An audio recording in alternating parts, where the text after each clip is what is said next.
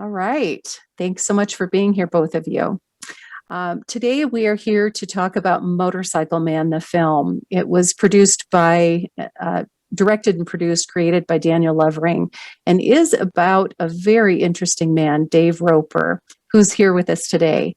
Wanted to take just a minute to tell you a little bit about the film, and then we'd love to have an in-depth conversation with Dave about his racing experience. So Daniel Levering is the founder and creative director of Bagamore Media and is an award-winning documentary filmmaker. He is the visionary behind the short documentary Motorcycle Man, which was submitted to the 2020 Santa Cruz Motorcycle Film Festival last year, where it won Best Feature Film. And Motorcycle Man is a film about a man who has pursued a single passion in life, motorcycle racing. Although his name may not be as well known as some in the racing world, Dave Roper has raced every year since 1972. He's spent nearly 50 years competing in exotic vintage bikes at more than 100 racetracks around the world. As of the making of Daniel's film, he was the only American to win the Isle of Man Classic Historic Race, and we're lucky enough to be able to talk with him today. So this is actually part two of an interview. Part one included Daniel talking about his experience in making the film and sharing some information about where that film is at right now as far as its journey towards distribution. And we'll share some information on that on our website as well, so people can access that, because it's a fantastic film that I think is a must-see. It's a great story that I think any person who loves a good story will enjoy. You don't have to be a motorcyclist to appreciate this. So thank you so much, Dave, for sticking around a little longer for part two so that we could have some more time to get to know you and to share your story. We really appreciate you taking the time. Absolutely. So you spoke in the film about having raced on 115 tracks when the film was produced. So how many have you raced on today? I guess I haven't been good about keeping an accurate total, but probably 3 or 4 more since then. Okay.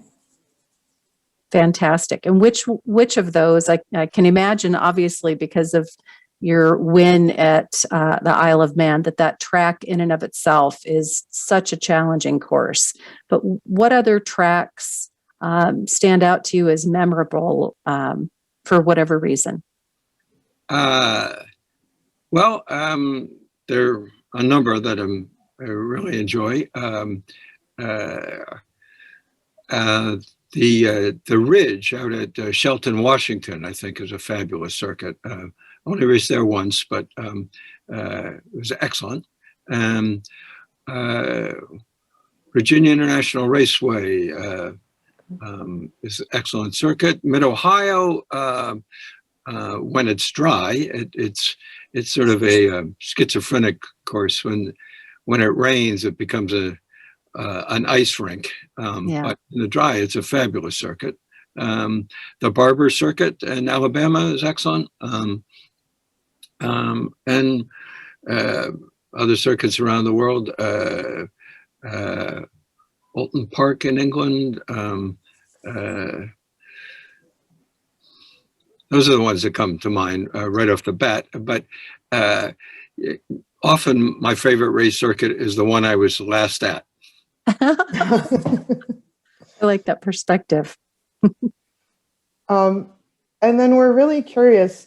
We see in Motorcycle Man that you started out wanting to race cars, but in high school you were introduced to motorcycles. So what really drew you into motorcycles and made you want to switch over to racing two wheels? Well, I had always been into bicycles and did a lot of bicycle riding as a in junior high school and so forth, in high school, and it was a way to explore and a door to freedom, to see the world around, and so motorcycles are just the continuum on the two-wheel thing, and as long as I'm on two wheels, I'm happy. They're more accessible than cars, and more maybe more of a human scale, and easier to work on and so forth. But it's also a more direct experience in that, as I say in the film, in a car, you turn the wheel, which turns the shaft, which turns the gear, which, moves the tie rod, which moves, where in a motorcycle, you just sort of move your body and it happens, so there's less between you and the experience. Yeah, very much so. So you mentioned about bicycles and eventually motorcycles being easier to work on, and that brings up kind of a question that I have about your experience. You're also a motorcycle mechanic, correct? I mean, obviously, besides working on your bike, but professionally as well? Yes, yeah, after a fashion. Yes, I've worked for Team Obsolete for many years, and so that involves restoring bikes and maintaining them, retaining race bikes, and had the good fortune to work on a lot of rare and exotic race bikes. Fascinating. Do you think that maintaining your own bikes, as you have done for so many years, it gives you a better understanding of what you're feeling when you're racing and riding, makes the experience even more complete and more intuitive for you? Yes, definitely so. There are a few racers who have achieved great success with apparently not being very mechanically adept. And maybe Mike Hailwood is the best example of that. I mean, I'm getting this all secondhand, but apparently he wasn't much of a mechanic, but had this intuitive feel. And but I think most motorcycle racers do know something about the mechanics and so forth, and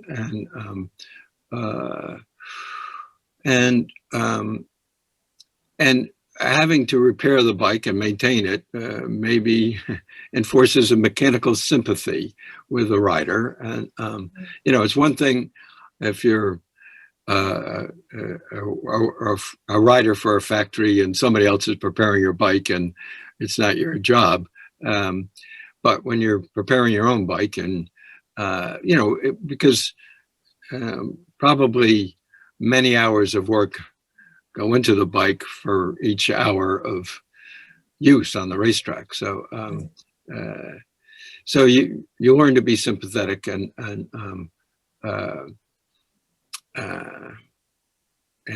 maybe it informs your riding too. Yeah, I think a different level of appreciation for, what amount of work goes into maintaining the bike and keeping it on the road. So, yes. Yeah. How far you're willing to push it, maybe. Yep. And there are trade-offs in tuning a bike. You can tune a bike for the ultimate horsepower, and it may work over a very narrow RPM range, and may have a limited service life too. Or you can tune it more conservatively, perhaps, but achieve more reliability. And the cliche is to finish first you must finish. So it's no good having the fastest bike if it doesn't finish the race. Right. So the past year and a half has really wreaked havoc for everyone. We know that a lot of plans and events have been canceled or rescheduled or pushed back. Were you able to race at all last year? Yes, I did a couple of races before the shutdown. I raced at Laguna Seca and Roebling Road near Savannah, Georgia, in February of last year. And then everything stopped till late July when AHRMA, the American Historic Motorcycle Racing Association, started racing again, and I was able to get in 5 more races out in Illinois and Michigan, and then South Carolina and Alabama, actually 2 in Alabama, finishing with a barber event in October. So a total of 7 races last year, which is a little less than I'd normally do, but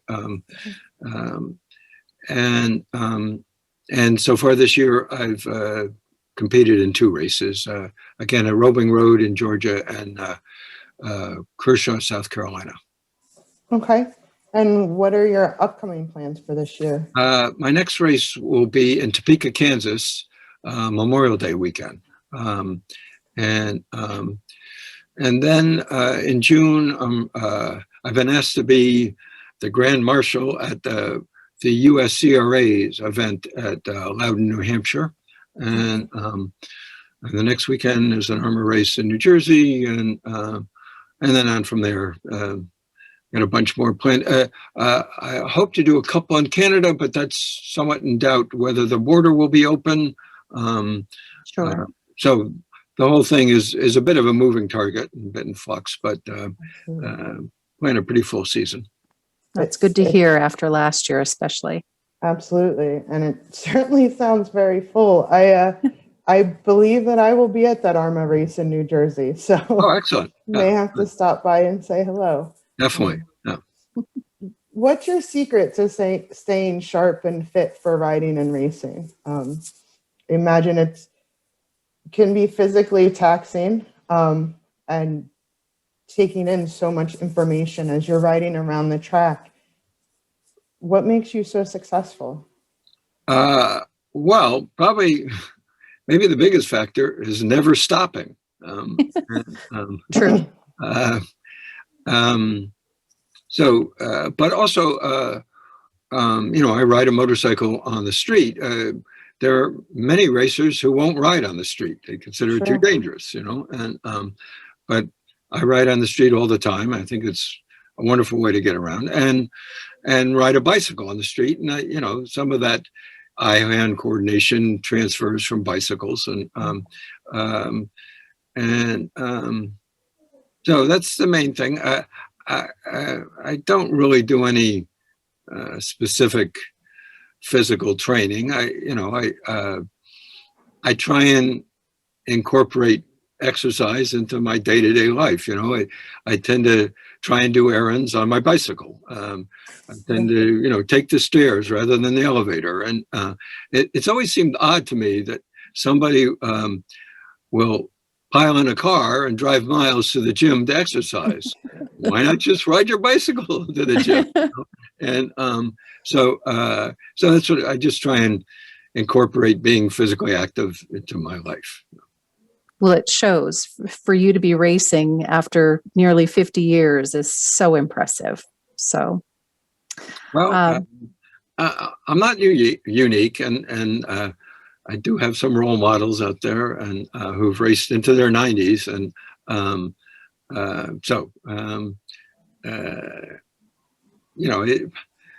as long as you keep your limitations in sight and allow yourself to let the kids go on ahead. right. There's no reason why you can't do this for a long time. Well, that's wonderful. I enjoyed, and Shanna knows I was making some notes of some of my favorite quotes of yours from the film, because you really have some great just insight to life in general. I love your perspective on things, but also specifically with motorcycle riding and with racing. And one of the things that you talk about actually is specific to age. And you mention that and I'm paraphrasing here, but that your physical condition may diminish as you age, but you gain experience during that same time. So with all of the experience that you've had over the years, what are some of the big lessons that your experiences have taught you? Part of it's sort of just knowing what's important for success. And you know, a lot of people when they start racing, they're very much focused on the machine and having all the right bits on it and having, you know, the trickiest parts and I try and tell new people who ask, the most important thing is to have a reliable machine to maximize the amount of track time you get. So that's part of it. Just work on your rider skills, and when you're around the racing and around other racers, you know, gradually you'll see what's important and what are the useful modifications to make, and what are the useless ones to make or counterproductive ones to make. And I don't know. It's hard to pinpoint what experience brings. It's sort of.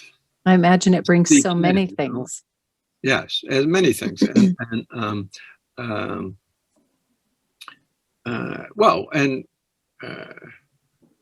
You know, having raced at so many racetracks, you go back to them, and so you already have a baseline. So that's part of it. Absolutely.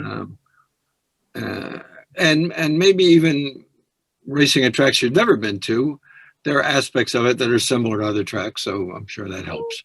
I don't know. Maybe it's for the outsider to decide what the experience brings. Those are great insights, especially you know, looking back on the career and the years that you've had that knowledge. That's interesting to see some of those as some highlights. You mentioned one of the other things that I think is a favorite quote of mine from the film, and it's so true. You talk about approaching the edge and say that if you, especially as you're racing and you're pushing the limits of yourself and your machine, that if you're going to approach the edge every now and again, you're actually going to step over it. So to some extent, you say that's the only way you find out where the edge is, by exceeding it. And I think that's another one of those lessons that I think stuck out to me is coming from your experience. It's an insightful perspective. So looking back on that, how often would you say you've crossed over the edge?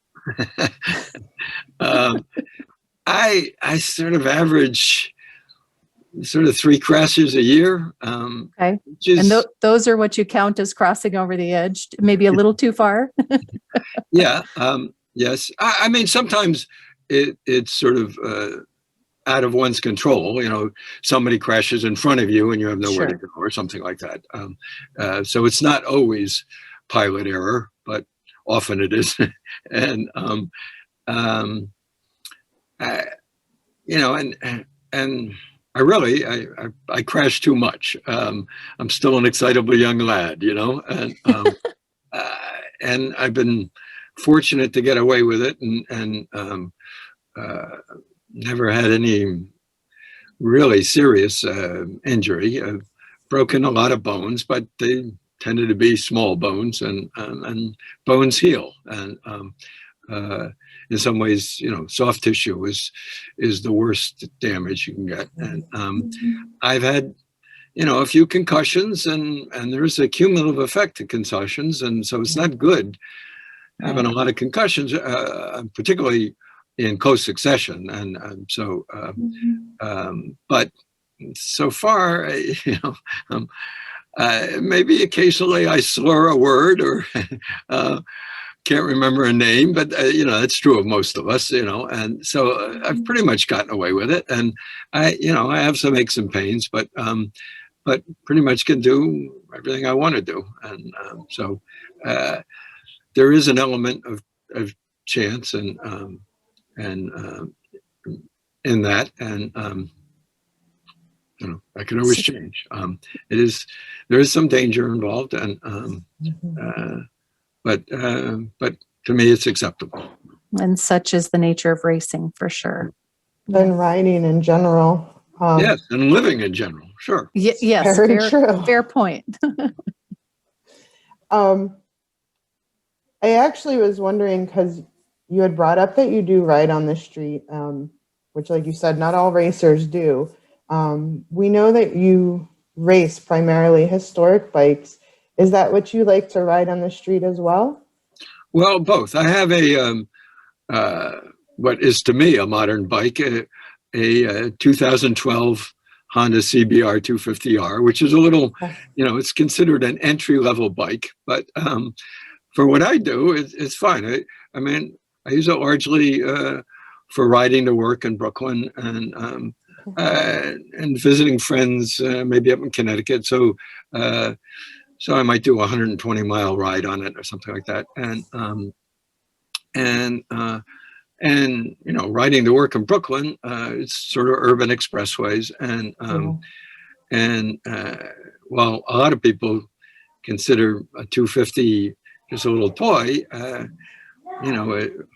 ZX10 or a Hayabusa wouldn't get me to Brooklyn any quicker. Not at all. I don't understand what people do with, 100 horsepower bikes on the street, or 150 horsepower bikes on the street now. It's, I did one time rode with some friends out in Eastern Oregon, and wide open country, and we hit 100 miles an hour a bunch of times, and it didn't seem real hairball there because it was sort of open country and see a long way. But in urban New York and New England, where I tend to do much of my riding on snotty little back roads, it's more, it's a lot lower speed. And one of my favorite vintage bikes for riding on the street is a 1953 Moto Guzzi Aroni Sport. And the Sport model is a high compression one with 7-to-1 compression ratio, not 6-to-1, and has a full 13 horsepower, but it's really quite amazing what you can do with 13 horsepower on a little bumpy back road. And there's another cliche in motorcycling. It's much more fun to go fast on a slow bike than to go slow on a fast bike. And so I tend to like the little bikes but as far as, day-to-day commuting or something like that, the modern bikes with, fuel injection and electronic ignition, they just require so much less maintenance that it's way more practical. And they're fun too. I mean, I enjoy the new technologies, and I follow mountain bike racing, love to watch the MotoGP, and so it's not like I spurn all modern technology, but like Daniel, I love old stuff, and so I have a feet in both worlds. I have a foot in both wheels. Perfect. Which is the best way to be. And you're a man after my own heart. I agree. It's much more fun to make a little bike go fast than maintain a big bike, keeping it within the bounds, especially in this East Coast traffic. It's no joke. So what lessons do you have for people that are following in your footsteps? I know we talked a little bit about what experience has taught you, but what's a big standout lesson you would give to somebody coming up in racing?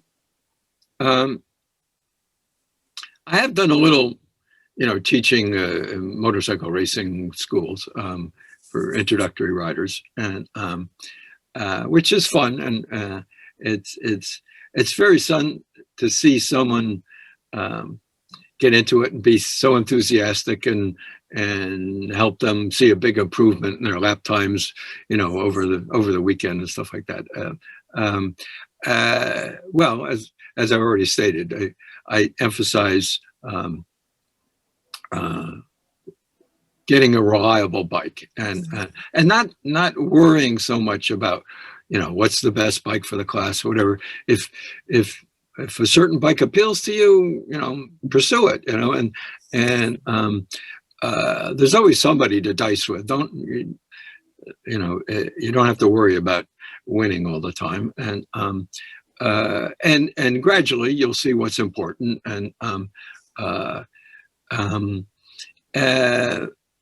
So the main advice is doing it. The more you write, and I recommend writers' schools. I've done a couple.